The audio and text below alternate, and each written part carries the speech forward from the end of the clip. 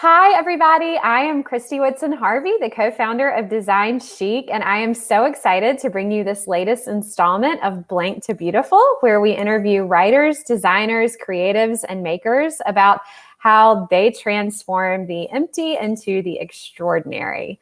We're doing something a little bit different today, which I'm so excited about. If you are a follower of the blog or you follow us on Instagram, you probably know that my 7th novel, Under the Southern Sky, releases on April 20th.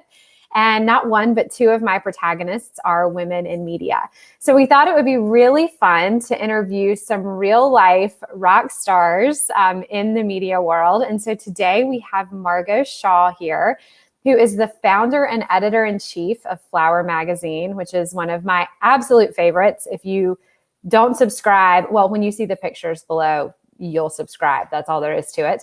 And she is also the author of the gorgeous book, Living Floral with Rizzoli, which we're going to talk to her a little bit more about in just a minute. So welcome, Margot. Thank you for coming.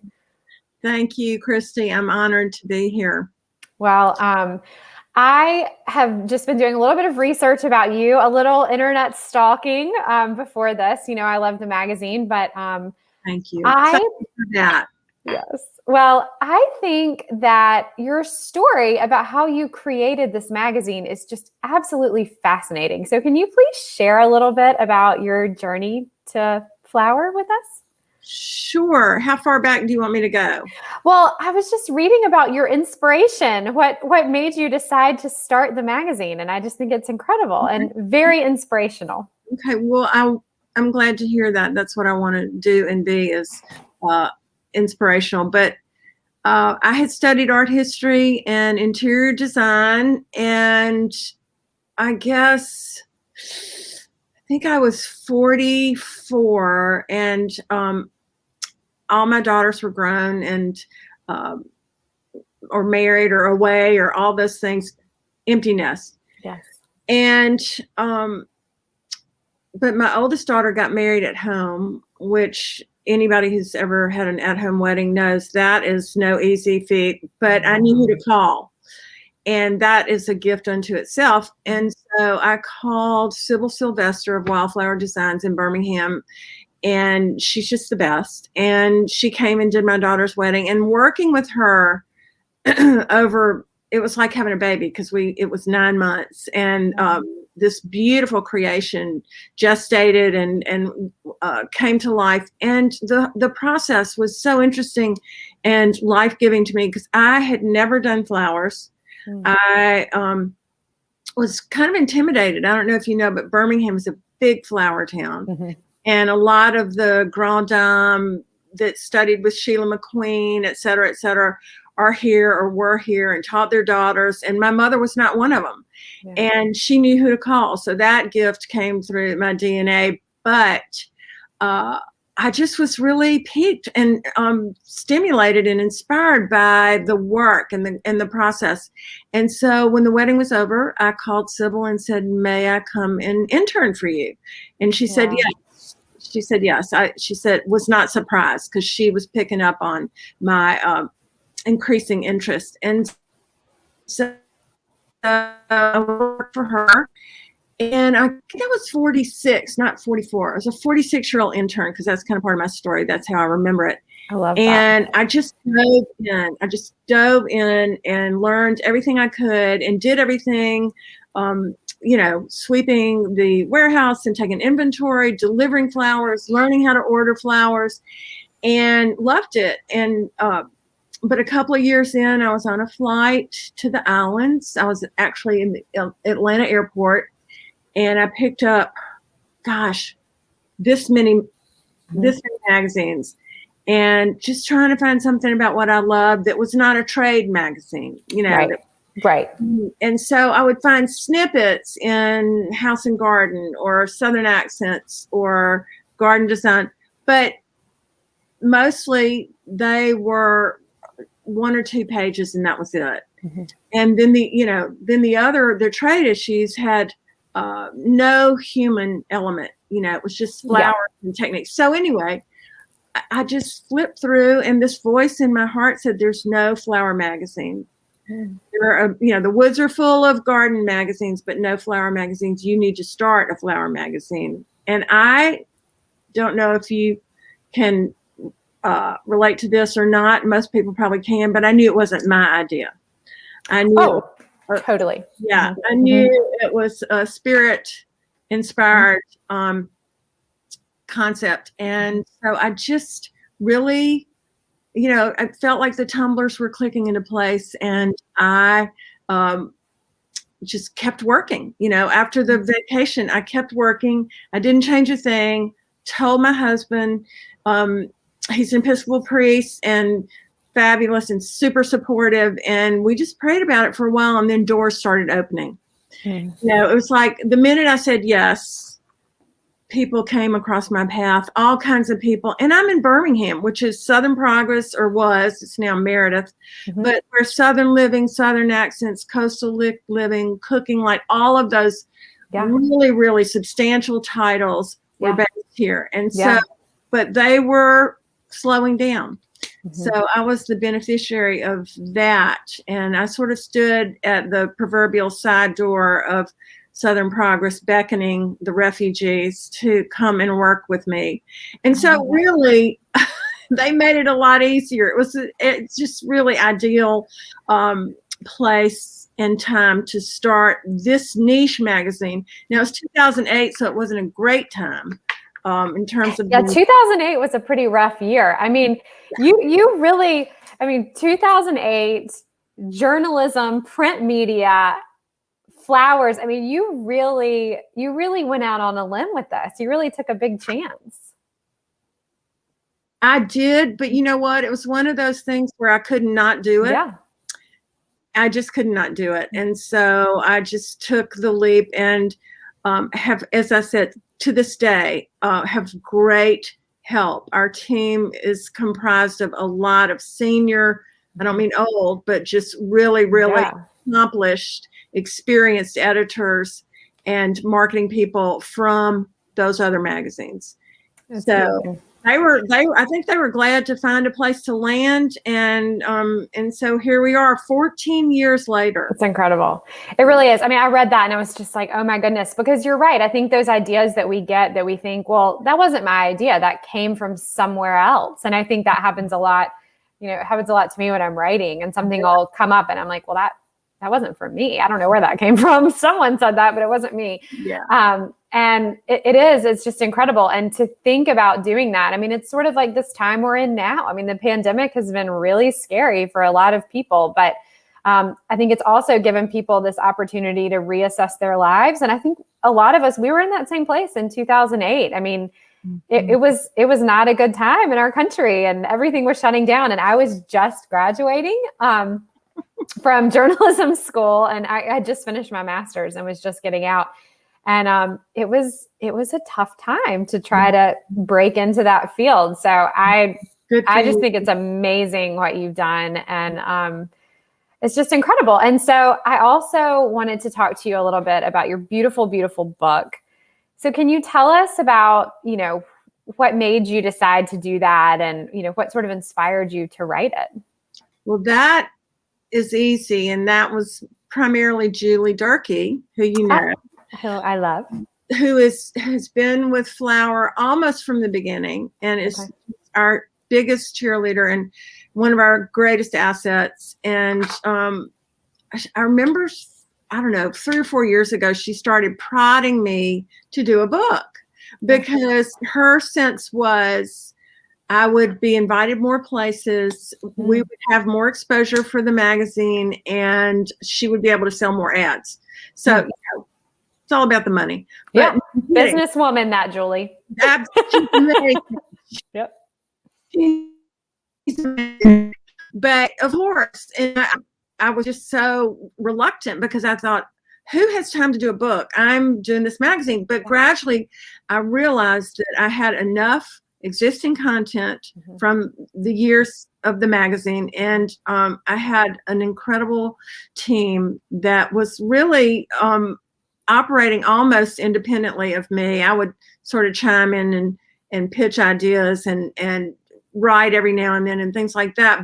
But already my job was being on the road, speaking at garden clubs, church groups, ladies, women's groups, whatever, and just hawking the magazine and trying to, expand our readership all over the country. And so I had a pretty good base, pretty good infrastructure. But so anyway, she just said, you need to write a book. And once I was ready, I started reaching out to publishers, and it was so interesting because the smaller ones did not get it. They were not interested at all. And then finally I said, we review so many Rizzoli books in the magazine. So we got the marketing side. We know them. Does anybody know anybody in edit? And so we did. And Alice, our editorial director, called a friend up there, and the next thing I knew, I was on a plane to New York to meet with my future editor, Sandy Gilbert, and Charles Meyer, the head of Rizzoli, and with my book proposal. And within a month, I had a contract. So we produced some new material, and we mixed up some older material, because it's basically just a book about people and their tastes and their loves and how they live and entertain and decorate with flowers. Well, it's a beautiful book, and that's such a great story. And I agree. I mean, I do think that's one of the things that I learned pretty quickly as an author that surprised me a little bit, and you've touched on, is that so much of our job is traveling around and speaking. And I'm sure it's been the same for you. These past few months have been very, very strange to be sort of grounded and at home. It's different. We pivot, don't we? We do. We have to shape shift, and that's part of that's part of what's happened with the magazine for me. Is we've had to get a much stronger digital profile, and I have some incredible folks in that department, and so. For this, I mean, I've been doing Zooms with people who have new books out, design books or whatever, and just because they're not able to get on the road and hawk their books and do book signings. And so that's one way. This is one way. Thank you very much for having me. We're in our 5th printing, so that's so wonderful. But I still need to sell books. And magazines and all of the things. And I think, especially, books and magazines have become, I don't know about everyone else, but I think everyone else would echo this, but such a central part of our world, because we're home, we have time, we want to pour over these beautiful things. And I told you this before we got on, but I'll say it again now. I mean, my latest issue of Flower came, and I grabbed it, I ran upstairs, and I have this little window seat on our 3rd floor, and it's just wonderful, and it's cozy in the winter. And I sat up there and I just read every single page and poured over it, and it just feels like a gift. It really does. And I think all the time, I mean, especially with us talking, it's almost Valentine's Day, and I think about what a great gift to give someone, that it's not just this one arrangement, this one time, which is important, but it's something that you can continue to go back to and over and over. I just love the idea of that. I think it's one of the best bang for your buck gifts you can possibly ever give someone, because it just keeps lasting. Thank you. Come and work for me. Come and sell the magazine. Come and sell that is great, Kristy. Well, I think one of my favorite things about doing this series and talking to people like you who are creative in so many different ways is that I sort of started it because I wanted to combine my love of writing and design. And so I was interviewing all these different people, and it just started to hit me that these processes are so much the same. Like the way that our creative minds work and the way that, they fulfill these different parts of ourselves are so similar. And so I know that you studied interior design at the University of Texas, and now you're creating, these beautiful publications and books. Is your creative process, when you're approaching design and you're approaching sort of more of the writing and photography and layout and all of those things that you're doing with a magazine, are they similar? Are they different? Is that something that you've thought about? I haven't necessarily specifically, but for one thing, I have not been in design per se for 35 years. Yeah. My life took a different turn, and but I've always loved beauty, and I've always appreciated good design. And so it was really when we started the magazine that I was doing photography and musical. So those were sort of my creative outlets. But when we started the magazine, after having learned how to arrange flowers, I just thought, well, this is really pulling together several of my gifts, which are visual and verbal. Yeah. In case you hadn't noticed, I love to talk. Me too. So, girl. So that, the magazine is just the perfect outlet for me to really operate in my gifts. And so creativity is creativity. For me, it's a vertical situation. There are times when I need to write something like my editor's letter, and I can't think of a thing to say, and I will just put my head down on top of my desk and go, help me, Jean. I can't do it. and sure enough, I'll just sit back up and start writing. And so that is, I know it's not all up to me, and that's helpful. But the process, the process is as important, and it's rich to me to have to really just still creativity that I think is so important. It's really kind of unsung, underappreciated, that it forces you to distill, to what you think is important, to what you think is the most beautiful, to what you think is the most successful creation or word choice or anything. And that's I think that's really helpful for all of us, in terms of brain, exercising our brain and things like that. So I always love to hear people answer that question, because I think it's a little bit different for everybody. And that's so well said, because it is, expressing who you are. And you have a lot of talents. Oh my goodness. You have a lot of creative outlets. I'm so impressed. Thank you. Well, it's not me, but I do. And I'm totally right brain though. I can add and subtract, and that's about it. Math was never my favorite thing either. It was the only C I ever made. Yeah. So, anyway, but no, I do appreciate that I have these fun talents, and obviously you do as well. So, well, thank you. How do you use them? Well, and I know that your philanthropic work is incredibly important to you. You serve on so many boards and so many committees, and I could list them, but like a couple I know are the National Advisory Committee of the Antiques and Garden Show of Nashville, which is so cool, and the Antiques at the Gardens in Birmingham. And I just was wondering, you've done so much great work, personally and professionally, and for these places that mean a lot to you.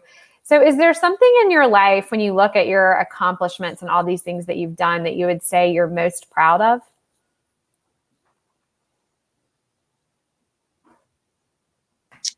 I saw this question on there, and I quickly skipped over it because it's and you were like, I hope she doesn't ask that.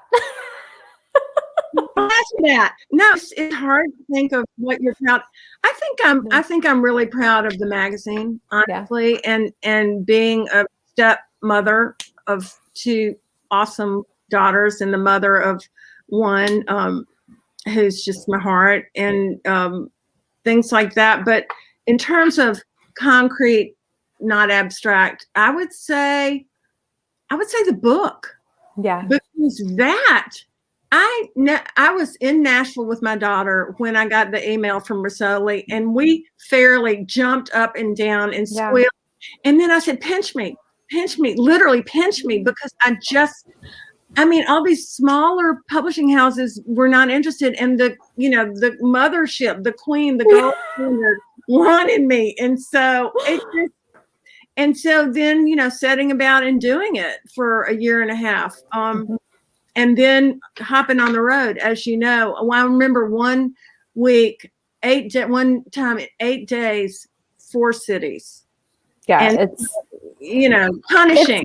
It's grueling. It is absolutely grueling. And if you have not done it, then you don't know. But I know, and I remember one time waking up and I was like half asleep and I picked up the phone and I called into room service and said, can I get some eggs and grits? And they were like, some what? And I sat up and I was like, oh, wait, I'm in Ohio. Like I said it on the phone. And she was like, we don't have that. Like do you want some potatoes? Yes, hash brown. But you forget you sort of lose yourself and where you are and what you're doing. It's nuts. There's nothing else like it. But it's also amazingly fun. So it's. I love meeting new people and seeing, I'm sure it's the same with you. I mean, it's hard because you're probably not going to see them again.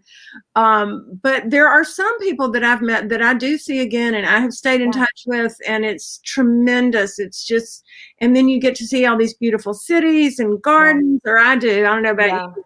Oh yeah, no, absolutely. I mean, and I think that's been the people that I, look back and think that have opened their homes to me and that did not know me at all. I mean, it's really amazing. And I think it's been gratifying for me because you're right. There's some places you go and you're never going to see those people again. But I mean, with a 7th book, there are a lot of places that I've been every single year since Dear Carolina came out in 2015. And your world gets really big in this really beautiful way because you meet so many incredible people who teach you so much. And it's definitely a gift for sure. It's funny because when you talk about, there's definitely people that you'll never see again. Yeah. I have simply, when people reach out to me, connect with and continue a relationship with, I don't just come back and go, oh, she was cute, I'm going to write her. It's not that. It's just, if somebody's interested enough to reach back out to me, then I will begin a relationship. And there's some people that one friend in San Francisco, her son was moving to New York and she sent him through Birmingham to stay with me to break his trip. I thought, well, that is not exactly on the way. But anyway, I was just so I was so glad and honored, and he was precious. And it was just such a privilege. But anyway, that's enough about that. Well, I know, it's wonderful. Okay, so before I let you go, I have to ask you about your beautiful necklaces that you have on. I love them. Oh. Can you tell me about them? Yeah, happy to. This is a cross that my husband gave me for our 25th anniversary. Gorgeous. And this is an intaglio of a bird dog. He gave me a Brittany Spaniel. Actually, he didn't give it to me. He gave me the intaglio. I gave myself a Brittany that I bought off Instagram. And Elsie DeWolf, and named after the first, great decorator, Elsie DeWolf. And so these are he gave me both of these. And Elizabeth Locke is a good friend and an incredible designer and a garden designer. And I did not know that. Yeah, she's a really good, she's not a professional, but she's a really lovely gardener and a lovely person. And so I just thank you for noticing. I appreciate that. Yes, they're absolutely beautiful. Yeah. I've been watching them the whole time. So okay, so I'm going to there's a lot of information below us where we're talking here about the magazine and where people can subscribe.